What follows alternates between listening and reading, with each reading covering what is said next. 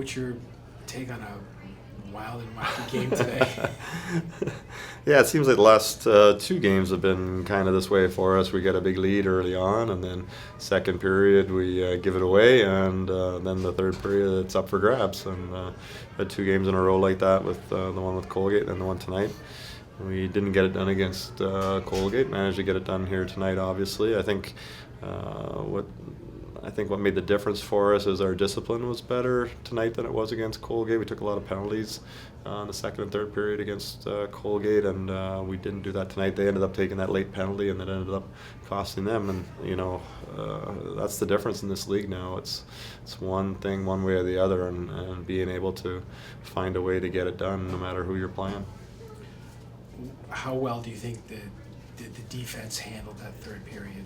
I thought much better. I thought the first period, even though we got the 3 goals, I thought they put a lot of pressure on our defense. I thought we turned the puck over a lot.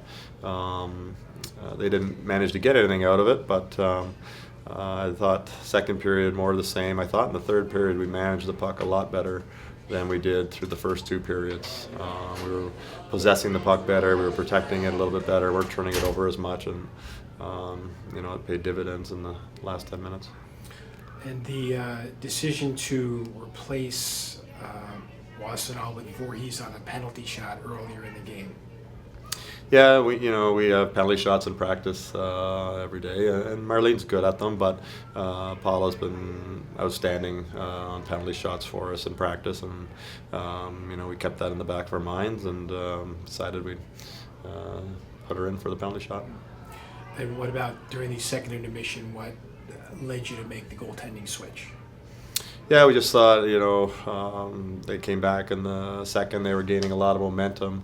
We thought we just want to try and change it up for our team, see if we can get it going the other way. And, sometimes it has nothing to do with the goaltending. It's the team and getting them going, and just, changing a few things here and there sometimes changes the mindset of your players and just changes things around. So we were hoping for that, and it seemed to work.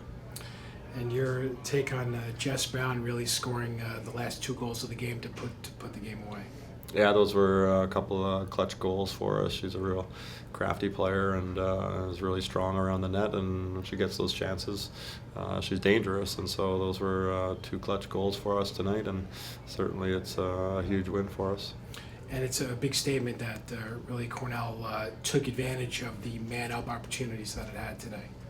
Yeah, we've been better in that the second half of the season. Obviously, we got off to a terrible start with our power plays, and I think we were just trying to find combinations that were going to work and ways that we could get the power play to go. And I thought in the second half of the first semester, before we went into break, it was really rolling well, and then you never really know what's going to happen when you come back after that. So it's good to see us getting it going a little bit again. And your take on Pippi Gerasi had 2 goals and an assist tonight.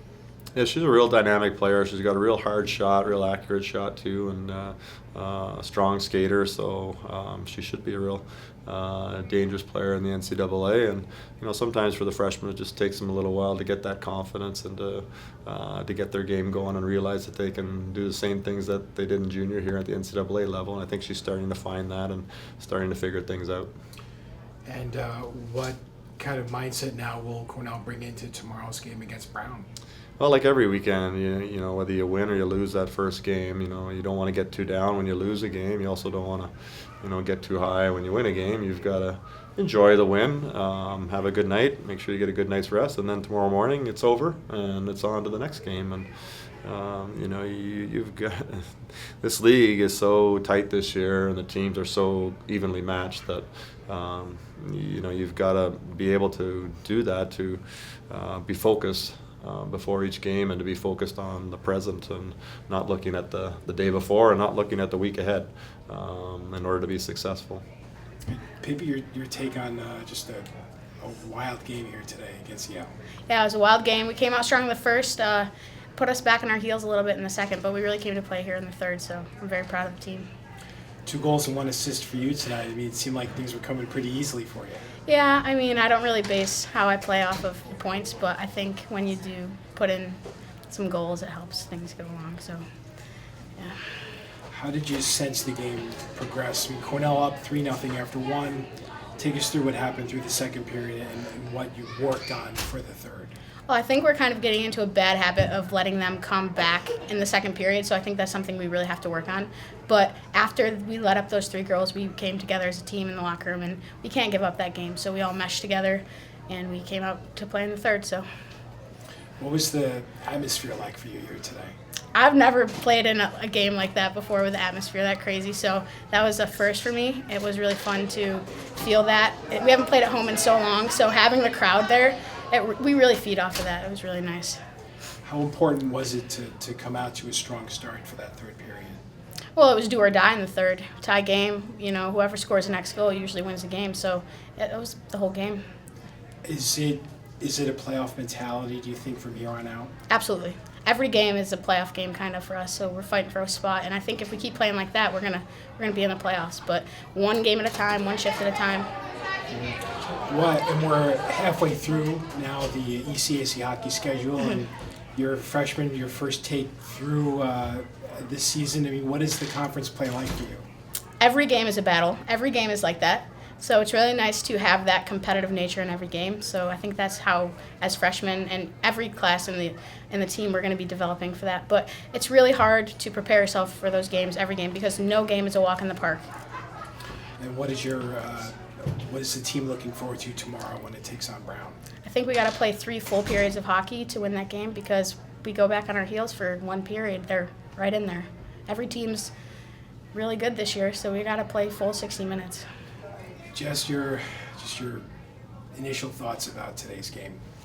Like Pippi said, we really got pushed back on our heels in the second, but when we came in the locker room, we just said, like, whoever wants it more is going to win the game because, like Pippi said, the league is wide open right now, so we had to come out and want it more than them and just battle really hard. Describe the first goal of the game, roughly midway through the first, really seemed to set the tone for Cornell in that first period.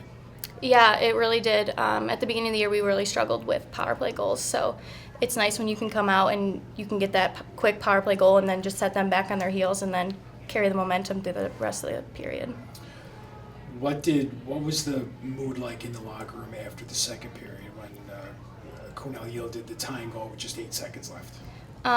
When we came in the locker room in the second period, I think it was really important for us to knock it down because once you get down, it really puts you on your heels and gives them the momentum. So we just said, like, it starts in the locker room, it starts on the bench, like, keep the energy up. We have the line of faithful right behind us.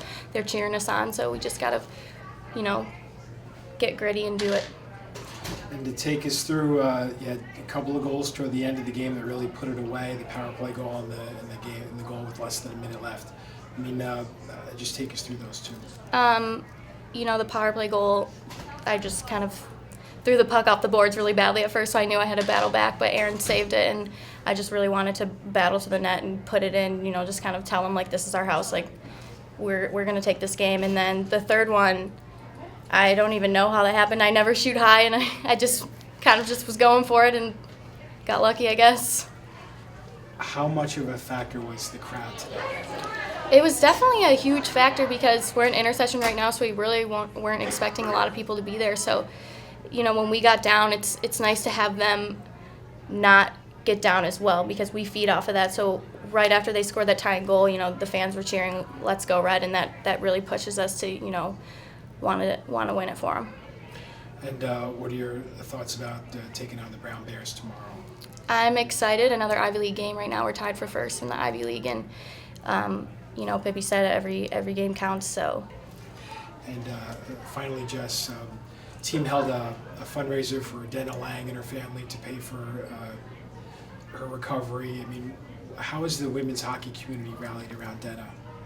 You don't realize how much the women's hockey community is a family until something like that happens, like such a tragedy that you would never expect happened, and everyone's just come together and wanting to do whatever they can to really support her and, tell her we're behind her and just send her positive energy because obviously she's going through a lot, and sending her positive energy and, money and whatever we can do to support her.